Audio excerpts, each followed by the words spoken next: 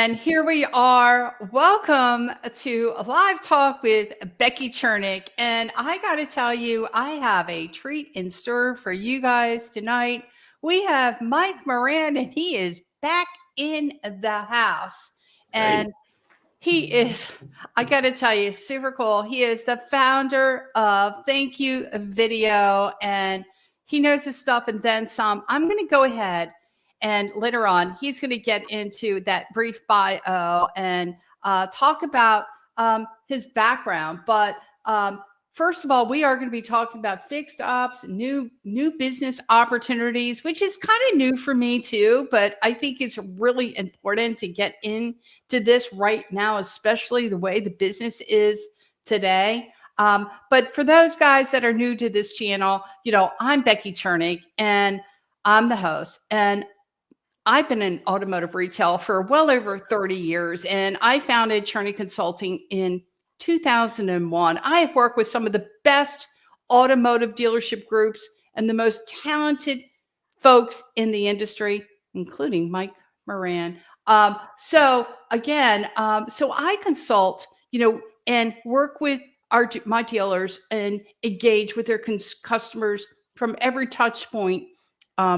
On the dealership front end operation, from the time the customer touches down on the dealership website to working with BDC, to working with our sales people, because that's where it all starts. And then, of course, working at the desk, because we know that that is the hub of all. It's where all the activity takes place on the front end operation. It aligns with what goes on in sales as what goes on in that F&I department. And then also working in F&I to go ahead and wrap up that deal to maximize the profit on that deal. So also, I put a link to my website on this post. So please check it out and hopefully call me. I'd love to go ahead and talk to you about any concerns that you may have. So here we are. We are going live. We're going live on YouTube. We're going live on Facebook, LinkedIn, and X. And if you love what we're talking about, hope you do. I hope you do. Please go ahead and subscribe and share. Okay. So for our dealers and viewers, Mike, if you wouldn't mind, please share that brief background with us to get us started tonight. Well, it started when I was 3 years old. If you read my history and stuff like that, all I ever wanted to be was a car dealer. So I went through and did everything. I was a body shop tech.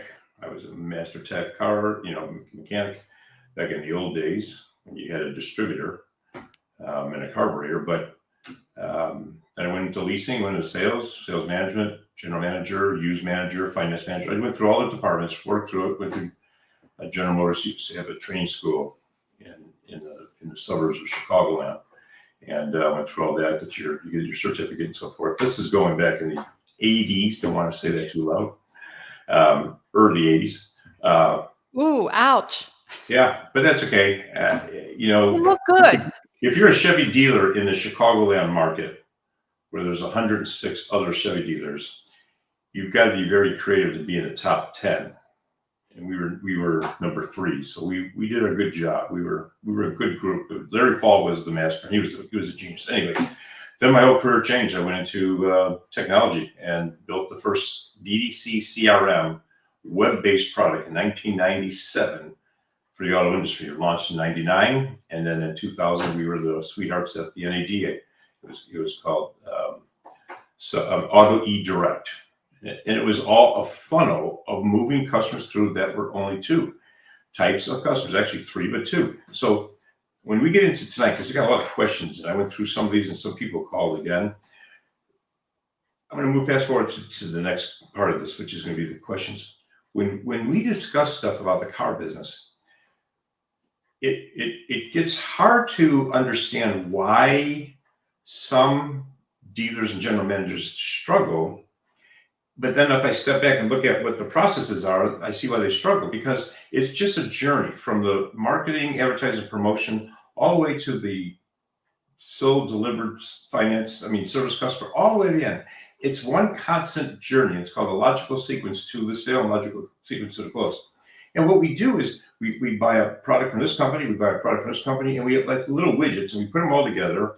And then CDK came around, did a big roll up and bought everybody and stuff. They put it together, but all they did was connect them, but there was no personal journey. A new customer who's never been to your dealership, or a new customer that's never bought your product and is at your dealership, is two different types of new customers, and they're in the service department. Same thing with repeat customers. Repeat to the product, repeat to your dealership, repeat to the service and your sales department. So when we go through all this stuff, I'll make sure I talk in a relevant sense so that people can get a better, because a lot of some of the questions are very general, and it's hard to go through it. So thank you for having me on. I really appreciate it. I get long-winded. I try to keep myself really timed so I don't speak too long. So I'm ready to go.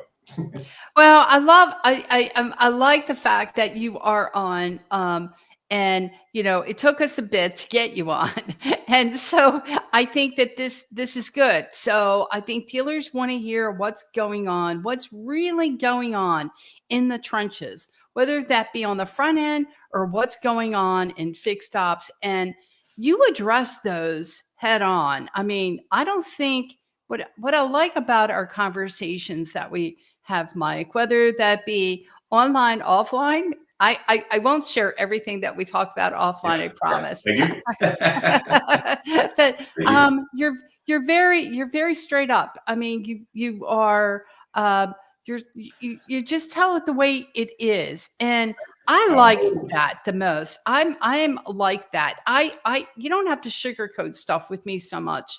I'd rather know, like, what's happening in the industry.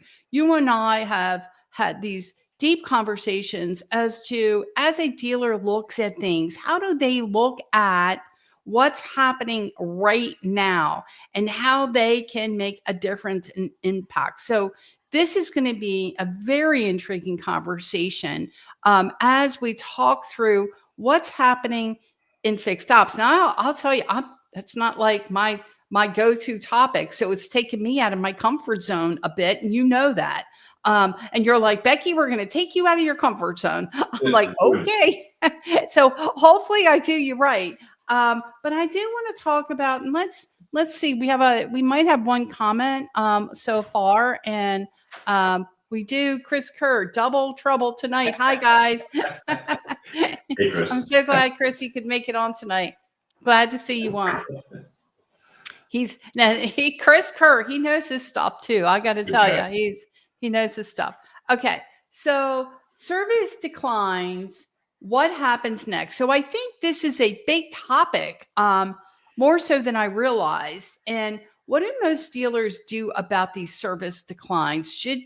What's all that about?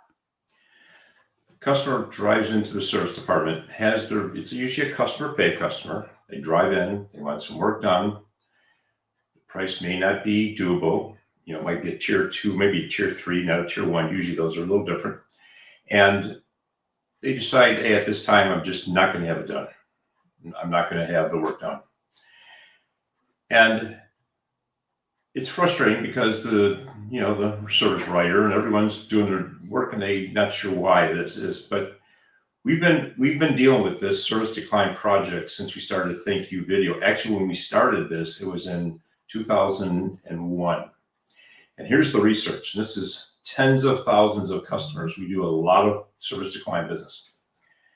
If you have a service decline customer who's at customer pay, who declines the work that's over anywhere from $2,600 to $3,400. Again, it's going to change between tier 1s, 2s, and 3s. But anyway, and they decline to have the work done. Within 60 days, they will be shopping for a vehicle and buying a car somewhere else, 30% of everyone that declines.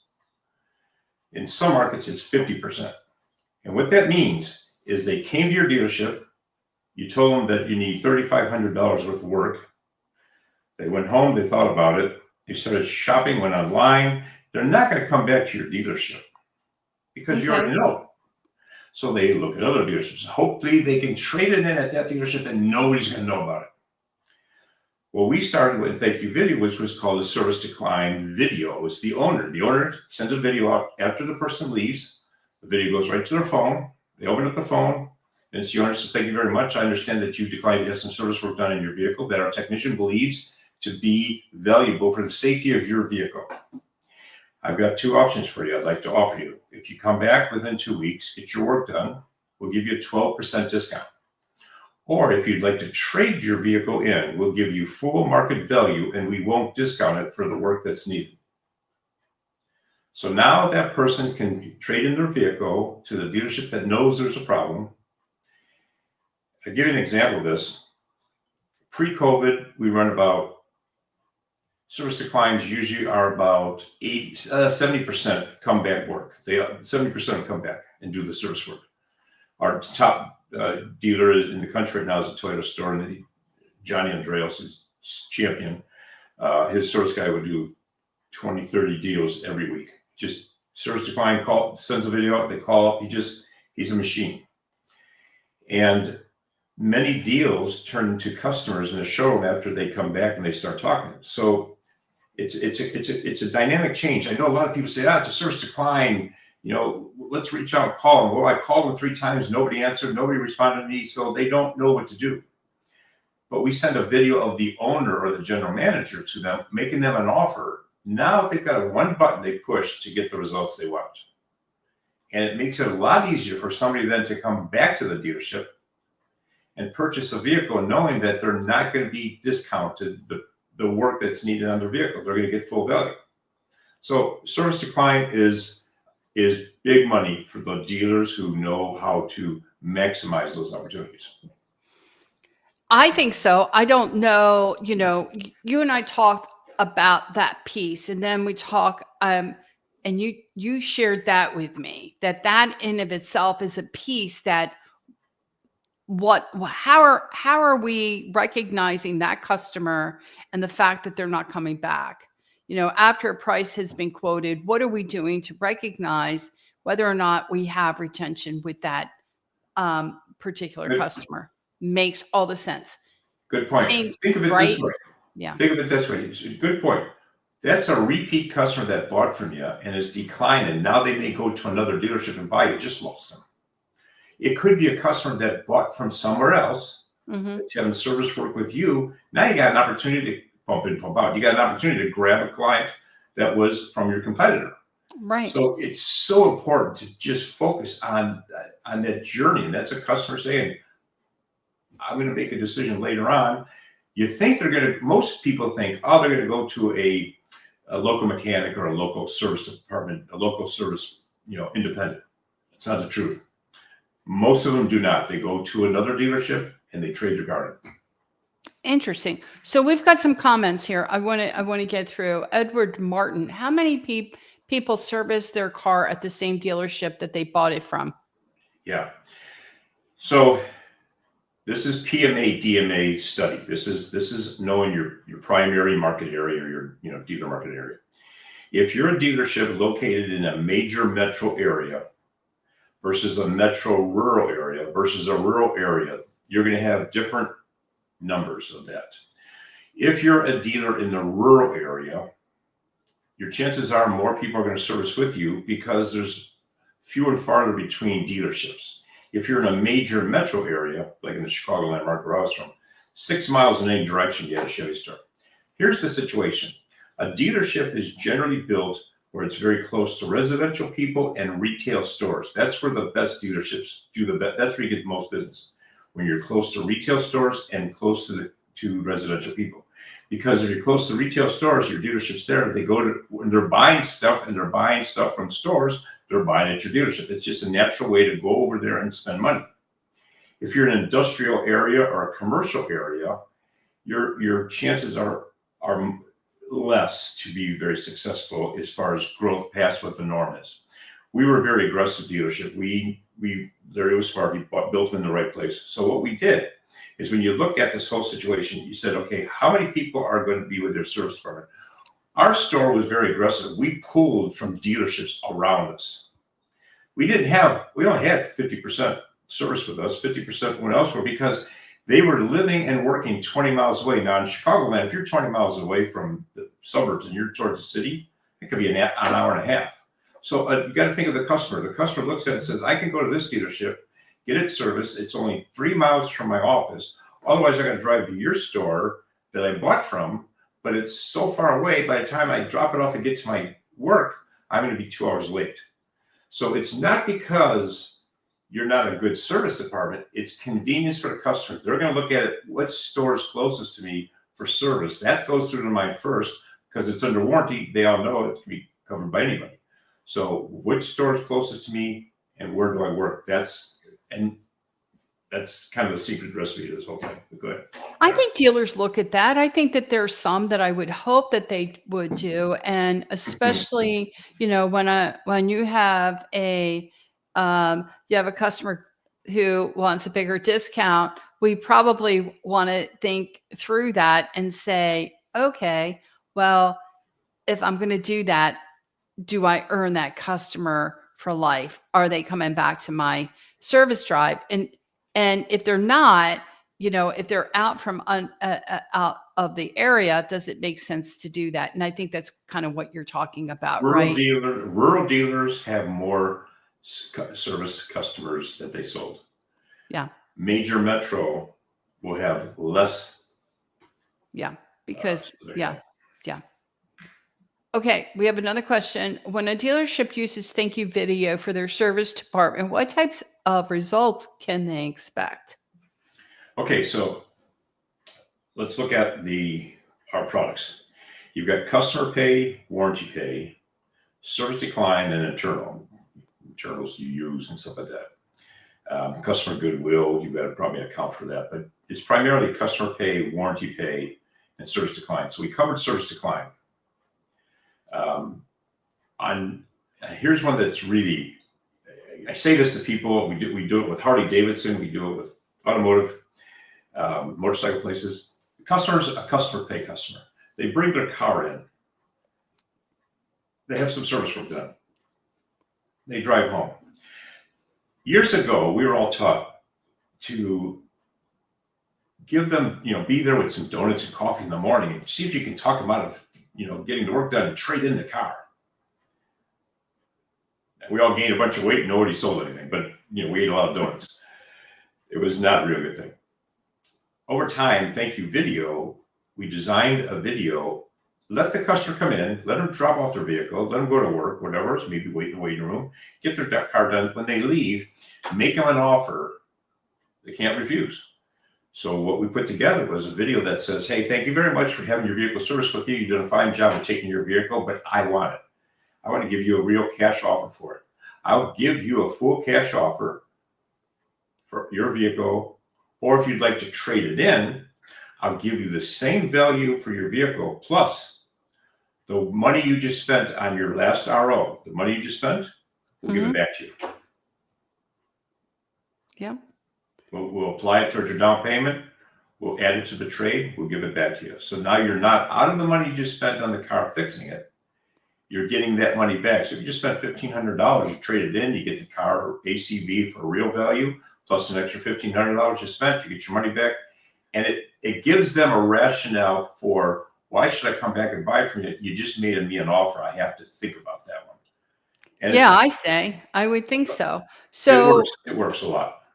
So in how many of your stores are you implementing that same process? Everything. Everybody's showroom business, service business, business development, marketing. Now we're doing our sales events, and we just announced our service clinics. So those are thank you video, sales events, thank you video, service clinics. We'll get into that. Okay, we got Chris. Does the customer have any idea what their vehicle is worth prior to leaving the dealership? And is there any attempt to make this offer before they leave? And I think you talked through that. Oh, we do, Chris. We have mirror hangers. A lot of our stores use mirror hangers, and it'll have, here's your estimated value of your vehicle good for 14 days. Good question. That's the mirror hangers are, they bring it home. It's on the seat. They bring it in. They show their husband or wife. They look at it and say, wow, look at this. Put it on the magnet on the refrigerator, and then the video comes in, Now, if they're on the hanger program, we make the video relevant to the hanger program. So the video is more of, hey, thank you very much for your vehicle, but did you see the price we put on the hanger? We're going to add an additional $500 if you call us back within 24 hours. You're just looking for opportunities. It's all about business development.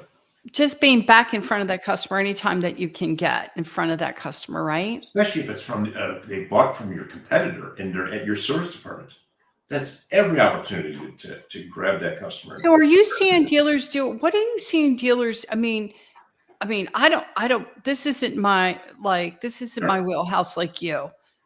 How are you seeing dealers responding to this? Are they really trying now? I'm hearing more and more about, dealers doing these buy centers, and they're really trying to do a more deeper dive when it comes to keeping that customer and also at the same time acquiring some of these trades.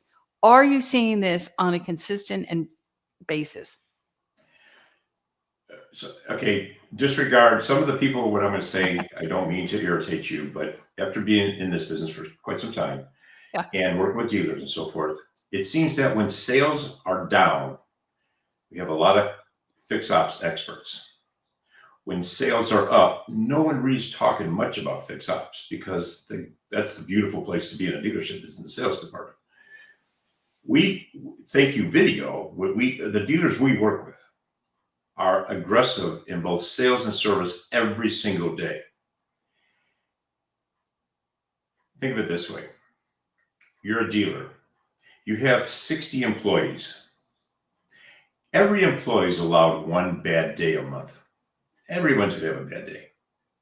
The problem is, in a month, you're going to have 60 bad days because you got 60 employees in a 30-day month.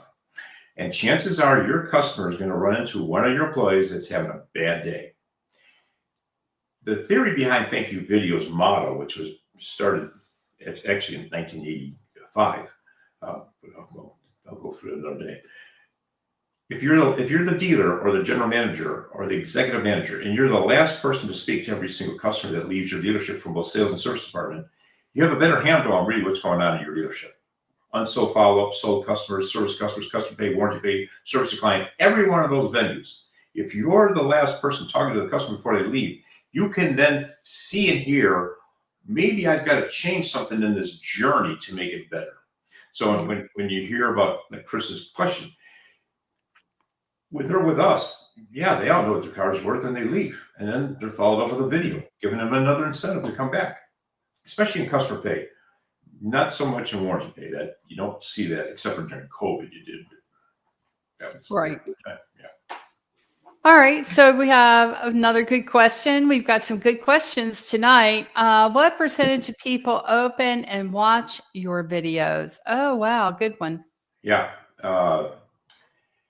So we've got a little over 6 million videos, almost 6.3 million videos that have been out. These are unique videos. This isn't generic. These are unique videos out, and because of our process, and I don't want to get through that. It's a very lengthy idea. I mean, a process what we do, but because of our process and because of the logistics and laws and everything and all the stuff that we deal with, we tell dealers when we get their database of customers and that we have their phone numbers and we've done the opt-in processes and all that's very simple. But anyway, when we deliver that message, we only charge for the ones we deliver. But before we deliver them, we already send out that phone number and get it provisioned by all the carriers.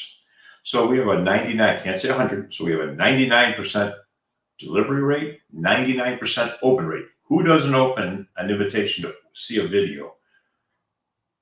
Everybody sees a text message, opens up, there's a video on it, especially if it's somebody they know. It's a 94% watch rate. So some people will watch it and not be interested. It's like an ad in a newspaper. You see it, but you're not interested, and you go on to the newspaper or on TV.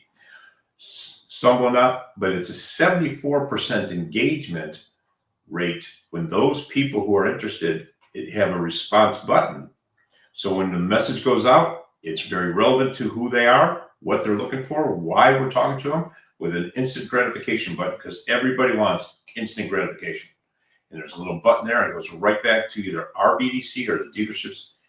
So open rate and watch rate are, think of it this way. Again, I don't want to irritate a bunch of people. You send out a direct mail. You don't even know if it went from the mailbox into the house and the right person opened and read it. With us, you know it's going right to their phone. You know they're going to watch it. They may not be interested in doing business with you, but they watch it. So, I mean, I don't mean to cut you off, but I want to get into some of the nitty gritty. Me, back in the day, I remember having thank you video. In fact, you and I talked about that.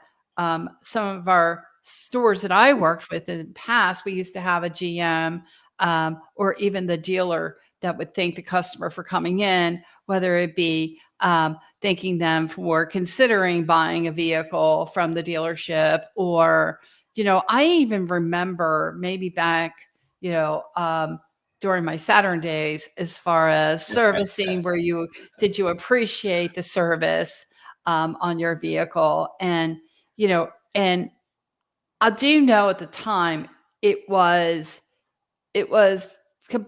different. It was very different. It was something that no one else was doing.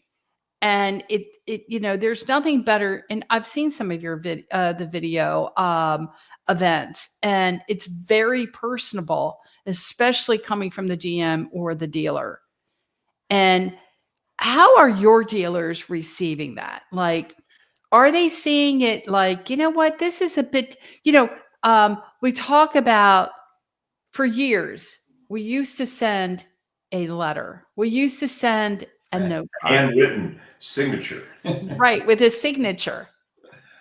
This kind of reminds me of the same thing. Like, we're going back to what used to work. And this is one thing that worked. But it's also where it's interesting is that in your strategy, you are saying that thank you video is probably it's 50% 50% less than what a dealer will pay for direct marketing, and get a lot better results from it. Can you talk about that? Yeah, and then we'll get into the service base and the technicians and stuff. Yeah, I will. I'm sorry. Yeah, I kind of went into a different area there. No, I'll go real fast. Evolution, 1985 is when General Motors Big Three allowed dealers to own multiple locations. It used to be, if you were a dealer, you had to occupy your showroom, and the dealer was in the showroom. He was talking to customers. Then he became a dual point dealer and a mega dealer and a franchise. I mean, a large mega dealer with a corporate, and then it went publicly traded dealerships and so forth. And they moved the dealer away from the showroom, and the general manager really wasn't wanting to be in the showroom. He was managing everything that he's supposed to. So through the evolution of growth and becoming big dealer conglomerates, we lost that personal touch. I started back in 81, and the guy I started with, two guys, but the one who really taught me a lot, Larry Faul, it was all about customer relationships. Everything was a customer. You lived in your community, you went to church in your community, you went to school in your community, your kids went to school, you knew people, you went to parties, restaurant, everybody knew you. Bob Rorman was a great example of a real great dealer in the community. He was in the suburbs of the Chicago. So anyway, that relationship, and that's what we built Thank You Video on, making the dealer become all of a sudden real valuable to the customer. I'll give you a perfect example. We do some hospital stuff. You go into a hospital, you're going to go in operation. You're kind of scared. You really don't know what's going to happen. You're going to be put under. It's going to be a lengthy operation. You got recovery time. You get a video from the president of the hospital that says, "Hey, my name is, Ben Casey. Thank you very much. You're going to go through that. You're going to go through and have the surgery and everything. I want you to know that I'm always going to be here for you. With this video below, you'll see a button. You can push that button at any time during the process, and you'll be connected to my assistant. Tell me what's needed, and I'll get back to you right away." It gives people a really good feeling that there's another person watching what's going on and is there for them. They may never even touch the button, but it makes them feel good about it. And that's what Thank You Video does. It makes customers feel good that there is an owner who they can go to in case there's a problem. I think so. I think it's revisiting what we used to do that made us really good at what we did.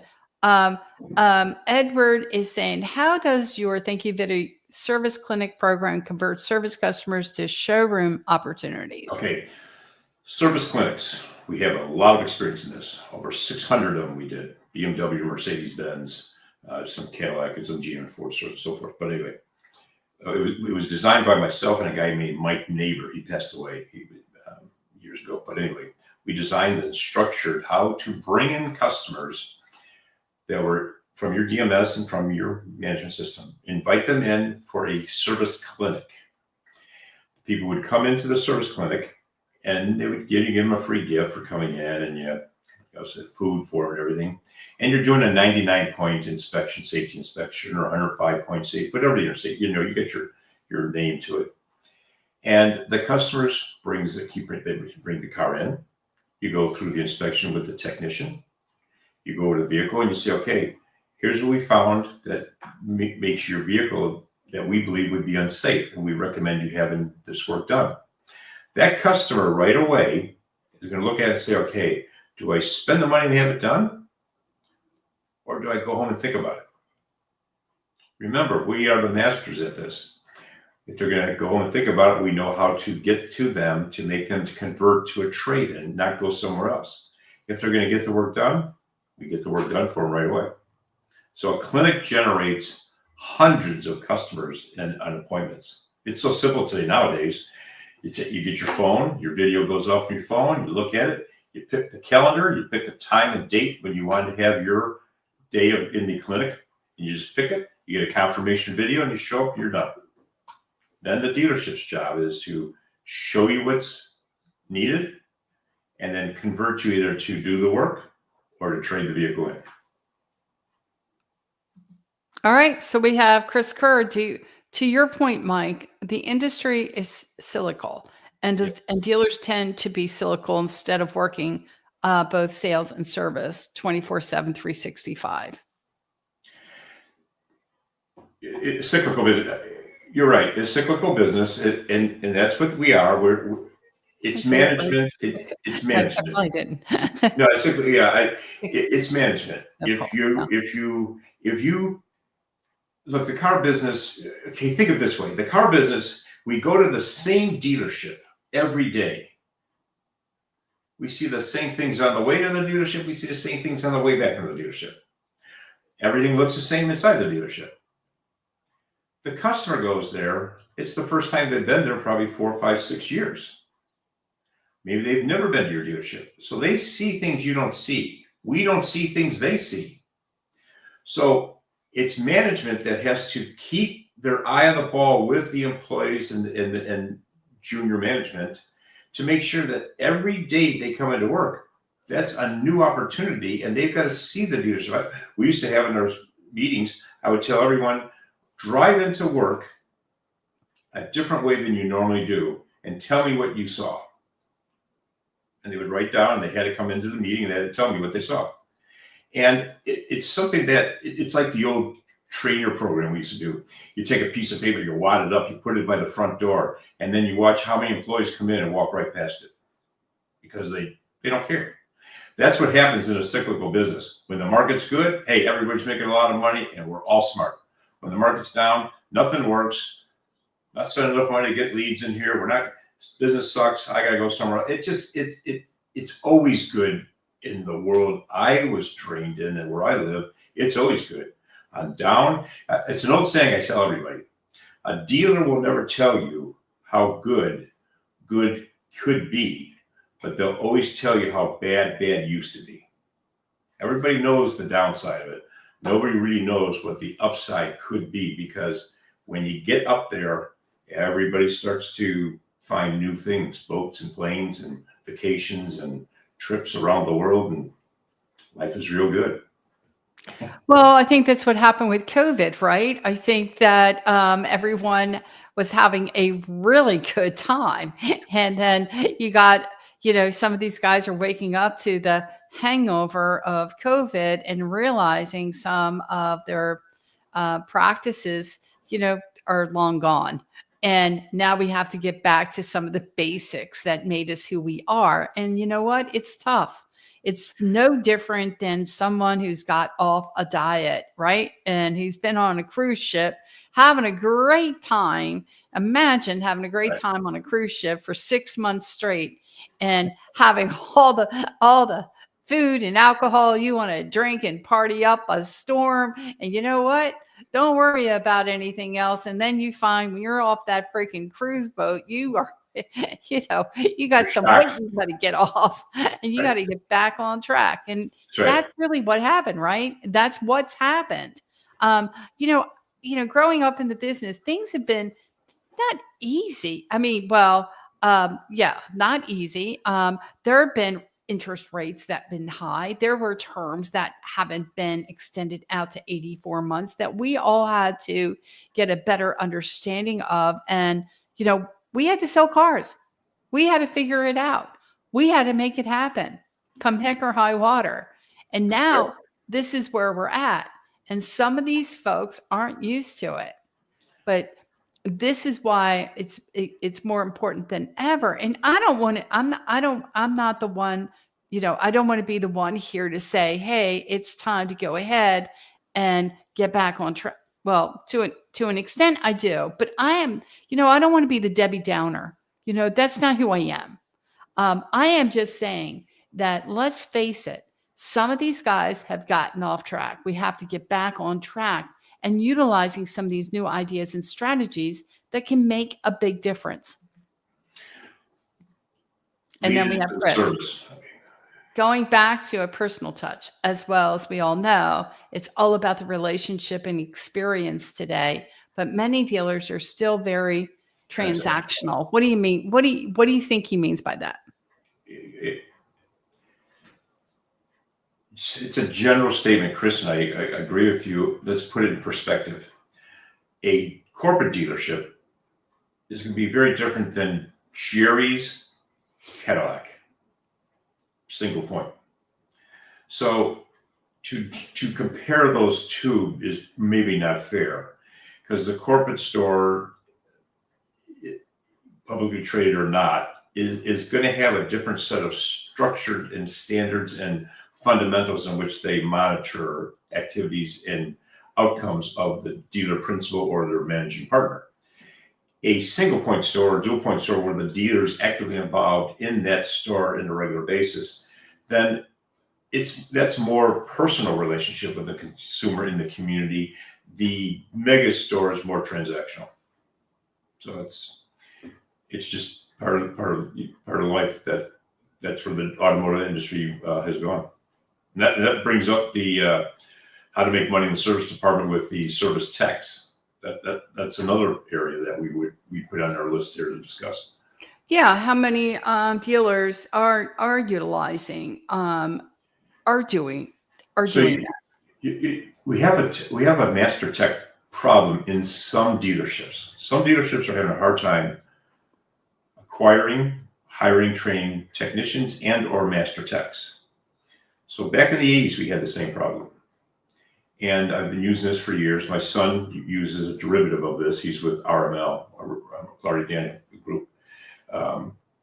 And he's a service director, and he's got a different kind of a model. It's almost the same model, but we just have a little difference in how we structure the pay. But so you're a service director. You have, let's just use this number. You have 10 bays. You have 6 master techs. You have 10 tech bays and 2 oil change bays, just for conversation. And you're having a hard time finding technicians for the other 3 bays. Same situation we had back in the old days. So what we did is we started a master tech mentoring program, and we took technicians that want to be technicians that were doing oil changes, they were doing real light stuff, they were doing helping stuff, and we gave the master tech 2 bays. We gave him his bay, we gave him a sub bay, and then we took the oil change tech or the tech that's just doing a lot of little grunt stuff and learning. He became a trainee under the program, and the master tech now was running 2 bays. Master tech was running his bay, and then he would oversee and sign off and He would identify the problem, oversee the fix, sign off on the fix of the junior tech. And it was not real heavy duty work. It was lighter work, but he had a minimum hours he had to keep on his bay, and he then got a second bay. He received the benefits of revenues from that bay. And so did the tech. Was learning, had an opportunity to grow and become a technician itself. And we kept their pay at an hourly, and then the master tech got the full flag time for the lane they're in, and they got a percentage of the flag time in the bay that the apprentice tech one was working in. And it can evolve to where a technician can actually have two bays, almost pay the store to have a tech work for them because they're making that much money. So now they're having, X amount of hours in their bay, X amount of hours in their bay. They'll pay the store a certain dollar amount to have both bays because their total volume on what they're flagging is greater than if they had just their one bay. So I won't get into specifics in detail, but if anybody wants to reach out to me and stuff like that, I can go into detail. But it's taken a master tech who's got a real aggressive attitude that wants to grow. They'll put a lot of hours in their bay, and they'll oversee a lot of hours in the second bay where they have a trainee, and their time is overseeing and making sure the work's getting done, and then they sign off on all the work. Wow. Well, hopefully we made sure to put information out there, and I will also make sure that they know, please reach out to Mike Moran. You can DM him on LinkedIn, and I'm sure that you also have a great website and or email you can share with everyone as well, to make it a point to reach out to Mike to go over all the consulting that he also provides dealers on fixed ops. I mean, he knows his stuff and then some. We have another question here with Randy. How many service clinics have you guys done? Thanks, Randy. So in the past, we did a little over 600 clinics. They were expensive. It took a lot of man hours and female hours, woman hours and people hours, whatever you want to say it now, to get that person to the clinic during the appointment time. Today, that's all changed. Now, it's a video that goes to their phone. They watch the video. Depending on if they click and they go through, if they don't, they get a backup video reminding them about the clinic. They can then go right on their phone, open up the calendar, pick the date, the time, confirm it. They'll get another video back, confirm it, directions and everything. And then the relationship will be worked all the way to where they show up. Now, when they leave, we follow up with more videos, and it's all designed by activity. So no matter what happens, the videos are already produced and they're already sitting in the machine. All the person has to do is touch the right thing on their phone. They get this video. Touch this thing, they get that video. So now it's very cost effective. We can do a service clinic. Back in the old days, they were $16,000 to $20,000 for a service clinic. Today, we do a bigger clinic for $8,600. Wow. And much more revenue, a lot more revenue. I think I passed through Chris's question. I want to get back to it. My apologies. I think going back to no, maybe I didn't. I just wanted to make sure I didn't miss something here with Chris. Okay. Okay. I don't know. What's the average length of your videos? Okay, this is secret. I can't tell this. So think about it. You send something, when a person opens up a video, what's the first thing everybody does when they see a video? First thing they do, they look at the length of the video. That's true. The natural thing is history showing us all the research is there. If it's a 5-minute video, you're probably not going to hold it. We make relevant videos. Becky, you were just at a furniture store. You just left, and the owner of the furniture store just sent you a video. You're going to open it because it's the owner of the furniture store you just left. Right. The video, though, has to be able to engage you, pique your interest, give you an action plan, and then exit all within 30 seconds. 29 is the ultimate number because everybody's got 29 seconds to watch a video. It doesn't hurt, doesn't take time. Marketing videos with B-rolls where you've got movement and you've got extra B-roll video supporting the person talking, those can go up to 1.5 minutes. You want to stay under 59 seconds, but you can go a little longer. So unsold follow-up, sold customers, our daily videos that every dealer works, sold customers, customer pay, warranty pay, service decline, unsold follow-up, long-term unsold follow-up, those are all 30 seconds. Our marketing videos for the events, for the sales event and the service events, those will go 1 minute to 1.5 minutes, 1:20, because they're exciting. There's big excitement going on. They're talking. You have 1.5 minutes to watch that video, but you don't have 1.5 minutes to go read a direct mail piece. Yeah. Difference. That's the difference. True. I can't imagine dealers not wanting to do service clinics regularly. What we learned doing it for 3.5 years or 4 years, what we learned is that back to school, the spring market back to school, I mean fall market back to school, or the spring going on vacation, travel. So late February, March, depending on the part of the country, north versus south is going to be a little different. You had February, if you were really south, you had January, February, if you were, Texas and Florida, over Arizona, where we were at. But you had a big year to do, and you could do 3 of them. In the Midwest, half the country above, you're going to do 2. You're going to do a spring market and then a fall market. One's, get your car ready for the travels, for the trips and everything for the summer, and then it's back to school and get your car ready for back to school. Get the safety check for back to school. Play right into what they're doing. And so most dealerships did 2. Some of the southern dealerships would do 3. Well, okay. Thank you, Randy. Good question. Really good question. Thank you, Randy. Yeah. I think between a dealer using the videos and then a clinic every 6 months is an incredible opportunity for the used car department to stay ahead of the competition and overall health of the dealership. Right? Same thing. Yeah. Well, Chris is a former independent dealer, so he gets a lot of this stuff. Him and I've had several conversations. He's a pretty sharp guy, and there's nothing worse as a dealer and general partner and even a GM that might have a piece of the action.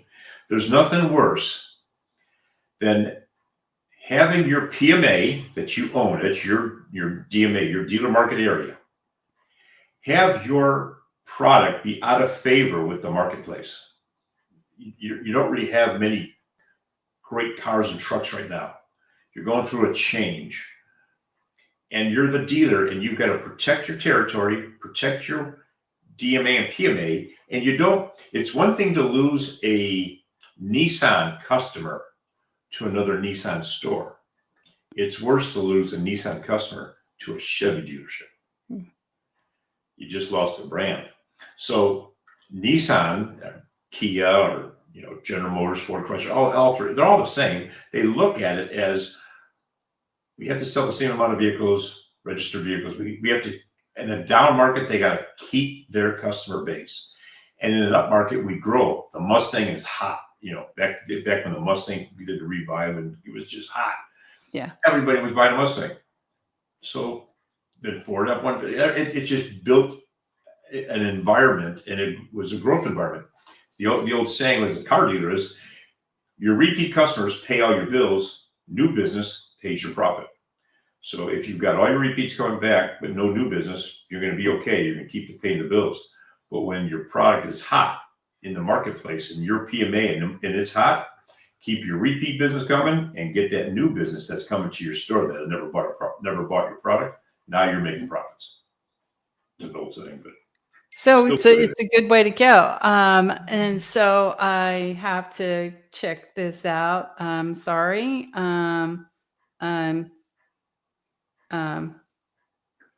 Okay. So Tim, I guess, had a question earlier on, and somehow or another, I You did lost not them? get to that question, and it's gone. So I really can't get to Tim Walter's question, and my apologies for that. So I'm sure it was a really good question. So Tim, if you're still on, please let me know what that question was.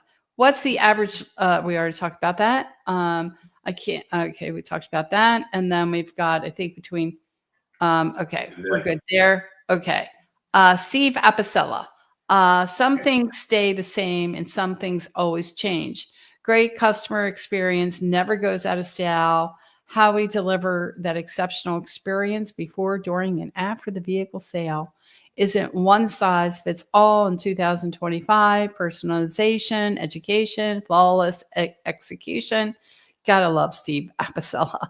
Are required today to earn a recurring customer beyond the point or one-time transaction. Thank you, Rebecca and Mike. Good, Steve. It's a great analogy. It's a great statement. Our business, motorcycle, we're in the negotiable products. Motorcycles, RVs, boats, cars. It's a negotiable product. It's not a fixed product. It's not like selling a widget. That's easy. It's a fixed price widget, and you just sell it because you just got to know how to market, sell it. And that's e-commerce and everything else. We're in a negotiable product. So we've got a person that wants to buy something, they want to negotiate a price. They got a trade, they want to negotiate a price. They got financing, they want to negotiate payment structure and rates and all that. So there's three components they've got to educate themselves on before they can buy. If you're a dealer in your community and you're working with your consumers, you don't have them coming into your store worried about negotiating three different things.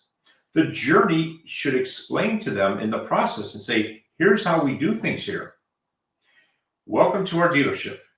Here's what you can expect from your visit today. And here's what we'll do. But the problem is our turnover is so high with salespeople and showroom traffic. The showroom salespeople are just turnover. Management's having some turnover problems. In our store, our secret was no salesman was allowed to greet a customer first. It had to be either the TO or the manager or myself. And we greeted everybody and said, welcome to Faul Chevrolet. Thank you very much for coming in. By the way, is this your first time ever shopping with us? No, I bought 3 cars from you. My brother bought, if they say, yeah, have you ever owned a Chevrolet? No, I was a Pontiac person, but I'm going to look at the Chevys. Whatever the answer was, whatever that was, I knew then what the process had to be, and I could coach the salesperson. And we had 5 different sub journeys, but it was 2 journeys. We'd say, okay, I would always tell them A3, show them the A3. They knew A3. That was what was valuable to that consumer based on who they were. So we designed the engagement and the sales process relevant to who that customer was. They don't do that anymore in the car business. Technology's got everybody, hey, it's a phone up. What's the phone up to close ratio? Well, what's a phone up? Is it a new customer or is it a repeat customer? They don't know. It's a walk-in. Is it new or is it repeat? That's why dealers are having a tough time right now, because they've lost their value of who that customer really is. Technology's told them, hey, it's a phone up, it's a walk-in. It's not it. I'll send you the $20 later, Mike. You promised me more than $20. Yeah. He's right. He's right. I don't necessarily, and you and me don't necessarily agree on everything. And that's what makes our relationship so great. And we guys, if you just know some of our conversations that we've had, challenging, very challenging. They get deep. I will tell you, but that's what makes it so exciting, because I like technology. I do. I think that technology is amazing to really help to create more efficiency in our business. But at the end of the day, I'm not using technology to replace the human factor. I mean, the human factor always plays in. It's not to replace me. it's to make me better. And I think we need to kind of talk through that a bit and saying, the technology is there to really support what we're doing and helping us. The other is, if you don't know where you're at, you don't know where you're going. You got to have these tools in place to be able to gauge, right? And, Totally agree. and how you manage your business. And if I can do that through technology, even all the better. And Agree, but think of it. sorry. Okay. So, Technology, when it's used properly to help the consumer, a customer-centric dealership is about the consumer. Technology doesn't include the customer in the process. Technology has gotten away from the customer outcomes being positive to the activities to get the job done so I can move you from A, B, C, all the fundamentals. You got to check these boxes and you get done. But it doesn't have the consumer in mind. It's not built around consumer outcomes. It's built around activities. So technology comes up. We built the first CRM BDC in the United States in the auto industry. It was massive. Thousands of store users. It was massive. It didn't make anybody's life better. And they didn't sell any more cars. How many dealerships have technology? They have 5 different technology companies, all doing 5 different things to help them sell more cars, and they're still not selling more cars. Because the technology it's not designed to help the consumer have a better experience. It's missing some key fundamentals that I just disagree with.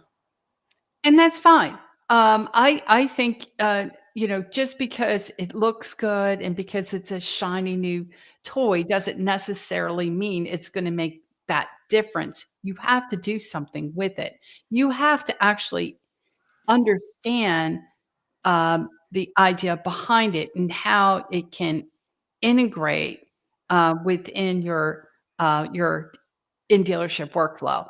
So, for example, Brian Kramer to me is, I think he's a very bright individual, and he knows his stuff. And as a GM at Germain Toyota, year several years back during COVID, he took the opportunity to understand digital retailing, and how it aligned with the customer experience from online to in dealership. And really, the functioning of being able to integrate and impact that experience from online to in dealership and to digitalize the entire workflow, to finalizing that transaction. And if not completely different than he's an anomaly. It's an anomaly. But what I found through that, because of that, it is a dealer has to think through these pieces. It's not something that you plug and play. You really have to understand what you're doing and why you're doing what you're doing, or otherwise, you're right. It's not going to do it for you. You have to utilize the tool for whatever its intention is, and relying on other people to make it happen is kind of not going to work. Remember, we talked about this before. You have these technology widgets. This one is for desking, and this one's good for follow-up, and this one's good in the BDC, and this one's really good in the marketing side, and this is good for service, and this is good for retention. They have all these. They're not all talking to each other, and it's not seamless for one customer. You can't map them through the process without having hiccups. And everyone really wants to all I want to do is enter the customer's name in once, push one button, and everything happens.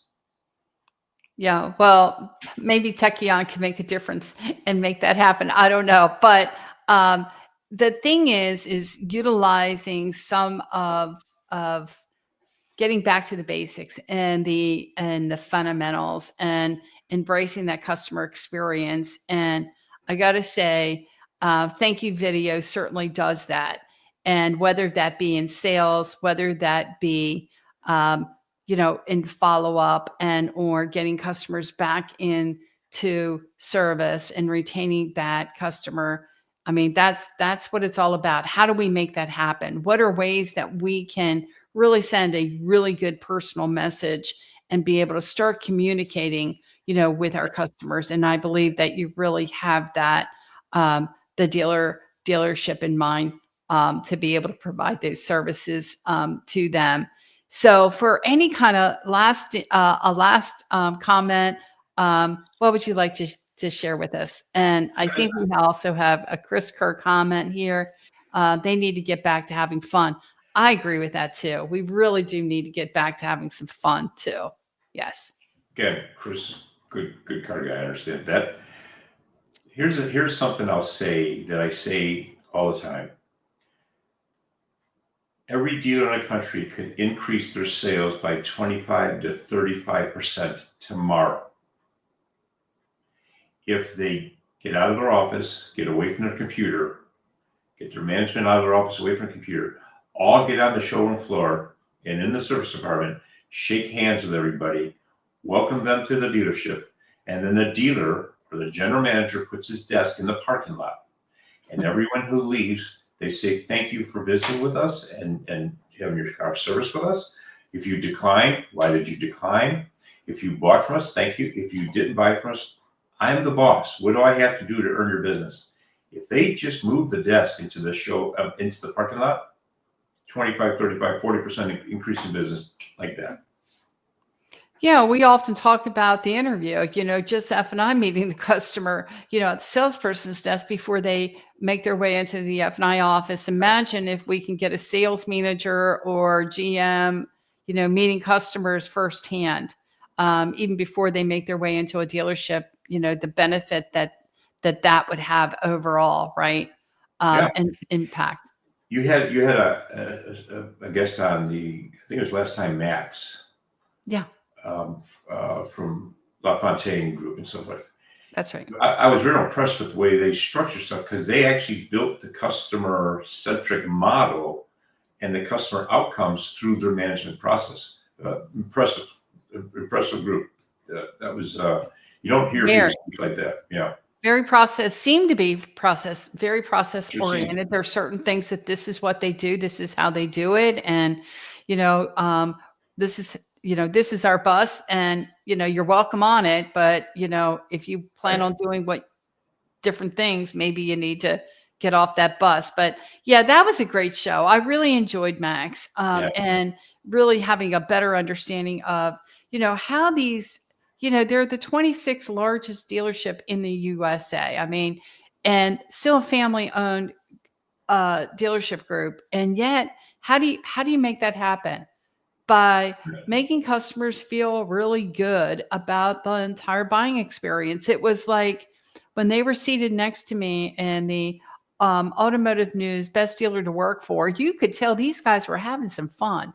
I mean, they were kicking some butt and then some. They were the loudest as far as I was concerned, in the entire place. And it was fun to watch. And I said, you know what I've got to get these guys on my show. That's what I got to do. And it took me a while, but I was glad to get Max on there. And I hope to get a couple of the other guys to come on at another time as well. But that's what it's all about. It's shaking it up. It's having fun. It's getting, communicating with their customers and, and also at the same time being consistent with the process. Got 2 more questions for you, Mike. Or comments. Yeah. Randy, great talk tonight. Becky and Mike. Randy, thank you so much. I want to thank you too, Randy, for being on tonight. You're always supportive to the show, and hopefully I'd love to be able to get you back on too. And thank you, Randy. I appreciate it. Good very good. He knows his stuff. Yeah. Randy is really good, guys, when it comes to really having a good understanding of your portfolio. And if in the event you have any questions on how that's operating, and if it's, needs an update, he certainly can kind of share all that information with you. And super good guy. Another great show. Thanks, Becky and Mike, for your contribution to the industry. And thank you, Mr. Chris. I appreciate you being here. And Mike, I can't thank you enough. Really good My pleasure. information. I mean, rock solid. I mean, you know your stuff inside and out. And it's certainly, you know, like I said, this is new to me. That fixed ops is kind of new to me. So, and I'm sorry, Tim Walker, if you're out there and I did not get your question, my apologies. And hopefully I can make sure to be able to address your question at a later time. But thank you again. And I certainly, like I said, I appreciate y'all being here tonight. And hopefully we'll get Mike back on again, and we'll get into some other fun conversations about how we utilize Thank You video. Thank you for having me. I really appreciate it. Thank you. Thank you.